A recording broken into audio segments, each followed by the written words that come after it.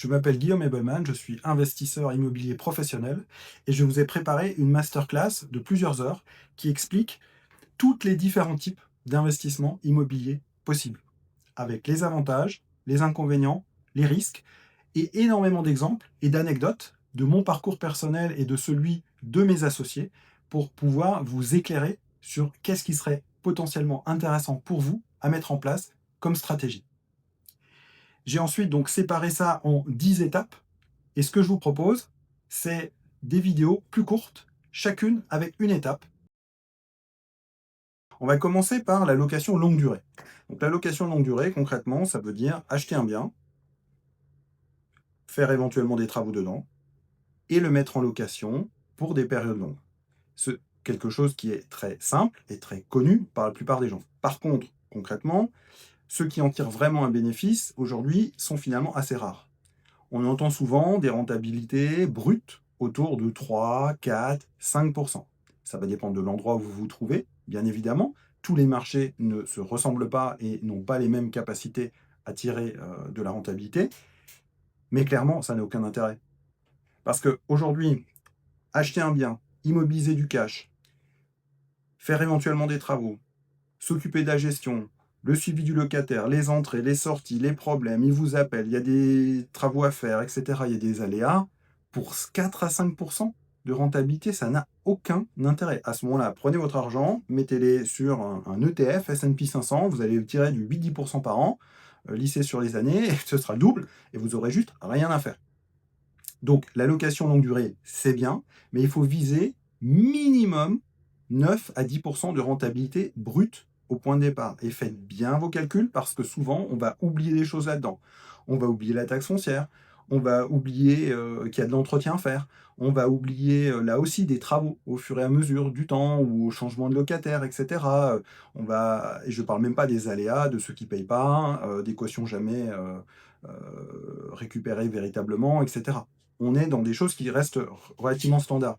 Mais donc, ce qu'il faut retenir par rapport à la location longue durée, c'est que oui, c'est intéressant, mais il faut viser une bonne rentabilité. Et pour viser une bonne rentabilité, il ne faut pas se leurrer, il va falloir régler des problèmes. Parce qu'en fait, si vous restez sur le bien parfait que vous achetez, potentiellement même neuf, soyons fous, et que derrière, vous allez mettre en location, jamais de la vie, vous allez tirer une bonne rentabilité. Je mets tout de suite du côté aussi tout ce qui est bien neuf. Donc, on va vous vendre des dispositifs de défiscalisation. Je ne vais même pas les citer parce qu'en fait, la vidéo va devenir obsolète instantanément tellement ça change tout le temps. Et ça, c'est un vrai problème. Parce que d'une part, partez du principe que si l'État est obligé de subventionner, c'est qu'il y a un loup. Parce que quand l'affaire est rentable, l'État n'a pas besoin d'investir, n'a pas besoin d'intervenir à vos côtés, de vous proposer une niche fiscale. Donc en général, l'avantage de TVA, l'avantage sur les impôts va être contrebalancé par une problématique de une typologie de locataires à prendre, qui n'est peut-être pas forcément celle que vous auriez pris, qui vont être des loyers qui sont plafonnés. Bref, il y a toutes sortes de contraintes, des durées de détention du bien, etc. Et donc, du coup, bah, vous dites, OK, bah, moi, je me suis engagé pour 9 ans sur ce bien et en contrepartie, j'ai des facilités de TVA et tout ça. OK, très bien, super. Et au bout de 6 ans, vous déménagez parce que mutation professionnelle ou que sais-je, bah, vous faites quoi? Le bien, vous êtes obligé de le garder parce que si vous le revendez au bout de 6 ans ou de 7 ans, bah, vous allez vous taper le retour de TVA dessus. Donc, vous aurez juste à rien gagné. Donc, la seule personne qui gagne dans ces cas-là, c'est l'État, hein. Il faut bien l'avoir en tête. Et donc, restez éloigné de toutes ces choses-là et contentez-vous de choses vraiment simples dans des endroits les moins régulés possibles. Évitez les coins où il y a des loyers qui sont plafonnés, par exemple. Donc ça existe dans les zones très tendues. Pourquoi il faut l'éviter? Parce que le montant de ce loyer, c'est pas vous qui le décidez. Et à un moment donné, vous avez des charges qui augmentent. Et si le loyer ne peut pas augmenter proportionnellement, bah, ça va être un problème de rentabilité. Vous n'êtes pas là pour essorer euh, vos locataires, vous n'êtes pas là pour en tirer le maximum de bénéfices non plus. C'est une relation qui doit rester neutre et gagnant-gagnant. Mais par contre, si d'un côté vos charges augmentent, mais d'autre côté vous ne pouvez pas agir sur votre loyer, ben, je suis désolé, mais ça c'est un business dont vous ne maîtrisez rien du tout. Et si vous voulez gagner de l'argent dans le business, la première chose à faire, c'est de maîtriser les différents leviers qui vont vous permettre de générer ou d'économiser selon le cas. Donc tenez-vous loin de ces choses-là. Et donc du coup, pour détecter une bonne affaire, il va falloir ruser, il va falloir soit aller le chercher par le relationnel, ce qu'on appelle le off-market. J'ai fait une vidéo qui explique ce genre de principe, vous pouvez la retrouver là, je fais un petit lien. soit il va falloir acheter du bien que les autres ne veulent pas. Et un bien que les autres ne veulent pas, ça va être un bien avec travaux, ça va être des problèmes à gérer, des problèmes à régler, et cetera. Et ça veut dire qu'il va falloir monter en compétence pour être en capacité à la fois de mesurer le risque, de le chiffrer et de le gérer tout au long du projet. Donc pour ça, je vous conseille vraiment, vraiment, vraiment, vraiment de faire des formations sur ces sujets-là. J'en ai pas à vendre. Par contre, j'en ai fait beaucoup de mon côté. Donc si ça vous intéresse, vous pouvez me contacter en message privé et je vous dirai, je vous expliquerai celles qui m'ont plu, celles qui m'ont moins plu. Voilà, je pourrais peut-être vous aiguiller, mais moi, j'ai rien à vendre, hein. Soyons clairs là-dessus. Mais je vous conseille vraiment de le faire parce que se lancer dans un bien avec travaux, dans des sujets où vous allez découper des lots, etc., enfin, sans formation, c'est suicidaire d'un point de vue financier. Et malgré tout, il y aura toujours des choses que vous n'arriverez pas à gérer. Moi-même, il m'est arrivé de signer par exemple un immeuble avec beaucoup de travaux en 2021. Et j'avais plein de devis, il y en avait pour 200 000 euros de rénovation. Sauf qu'en fait, la vente a un peu traîné parce que c'était une succession compliquée, etc. Résultat, je lance vraiment les travaux mi-2022. Sauf qu'entre-temps, la guerre s'est déclarée en Ukraine, l'inflation est sortie du bois, même si on la sentait venir, du coup elle est vraiment sortie, et mes travaux qui devaient coûter 200 000, ils en ont coûté 300. Et du coup la question c'est comment est-ce que vous avez anticipé ce risque? Qu'est-ce que vous avez fait? Là en l'occurrence c'était un immeuble, donc ce que j'ai fait c'est que j'ai simplement terminé en priorité le lot le plus attractif, je l'ai revendu pour générer de la trésorerie pour financer les travaux. C'est un exemple. Voilà, il y aurait eu d'autres méthodes possibles. En tout cas, ce qui est sûr, c'est que si vous avez fait un prêt bancaire pour acheter votre bien avec 200 000 euros de travaux et que vous retournez voir la banque pour demander 100 000 euros de travaux de plus, je ne suis pas bien sûr que vous serez bien reçu, hein. Et la probabilité qu'ils vous prêtent de l'argent complémentaire est quand même à peu près proche de zéro parce qu'ils vont considérer que vous avez mal managé votre projet. Et vous vous retrouvez avec un bien qui est en moitié rénové, mais pas suffisamment pour accueillir des locataires. Vous n'avez pas de revenus. Compliqué, hein? Voilà, donc c'est des choses, il faut bien l'avoir en tête. On voit beaucoup de belles promesses sur internet, c'est formidable, construisez un parc avec 20 logements, 30, 40, 50, 60, et cetera. Donc moi, je connais des gens qui ont des parcs comme ça et je peux vous dire que c'est du travail et que à la base, le point clé de la rentabilité sur une location longue durée, c'est le prix d'achat. C'est vraiment à l'achat que vous faites votre opération. Parce que si vous l'achetez au prix du marché, ou si vous l'achetez même trop cher, parce que quand vous prenez le prix d'achat, plus tous les frais, donc aussi les droits de mutation, donc ce qu'on appelle les frais de notaire, etc., les frais bancaires, enfin les frais d'intermédiaire, etc., plus les travaux, si vous arrivez à un prix complet, donc de votre coût complet jusqu'au moment où vous avez quelqu'un dedans qui est à peu près au prix du marché ou même au-dessus, vous avez juste perdu votre argent en fait.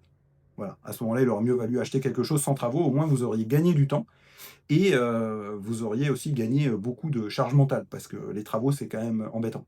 Et une fois que vous avez loué, n'oubliez pas que vous aurez la gestion des locataires.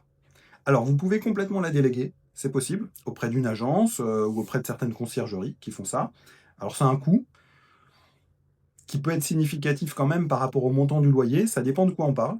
Si vous louez une très grosse maison de luxe sur la Côte d'Azur ou si vous louez un studio dans un centre-ville ou en campagne, c'est sûr que ça va pas être pareil, quoi, hein, le ratio va pas être le même. Mais ce qui est sûr, c'est que ça vous prend de la rentabilité, ça c'est absolument certain. Et derrière, vous n'êtes pas sûr de la qualité non plus. Moi, ce que j'ai pu observer, alors je gère moi-même, hein, mes locataires, j'ai essayé de déléguer, ça n'a absolument pas fonctionné. Quand vous avez par exemple une vacance, donc c'est-à-dire quelqu'un qui part et jusqu'à quelqu'un qui rentre, en gros, quand vous le faites vous-même, vous avez 0 vacances, parce que dès que la personne vous donne son préavis, vous commencez à anticiper quand est-ce que vous aurez quitté les lieux, etc. Vous êtes un peu arrangeant. Peut-être vous lui demandez pas le dernier loyer, etc. Enfin, vous vous débrouillez en gros pour que dès que les meubles sont plus là, vous pouvez commencer des visites et refaire signer un bail derrière. Donc tout le monde est content finalement, ça lui évite le double loyer à celui qui part, celui de l'ancien logement et du nouveau.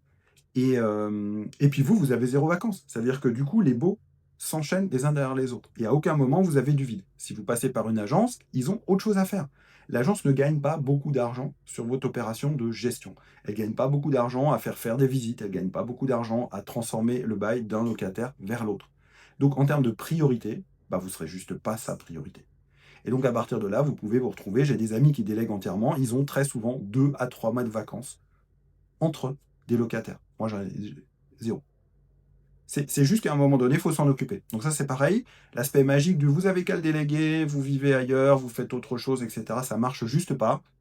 Parce qu'ils vont vous appeler parce que l'interphone ne fonctionne pas, parce que la personne qui s'occupe du nettoyage, il n'est pas passé, parce que la personne qui s'occupe des espaces verts, elle n'a pas coupé correctement les choses, parce qu'il y en a un qui a fait du bruit, parce qu'il y en a un qui a renversé quelque chose dans l'escalier, etc.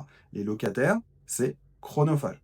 Sachez-le, et là, vous allez avoir, même si vous les sélectionnez ultra bien, quand je dis sélectionner ultra bien, c'est pas seulement des questions de revenus, etc. C'est des questions d'état d'être, d'état d'esprit, de manière d'être, de se comporter. C'est surtout ça qui va être important, presque plus que les notions d'argent.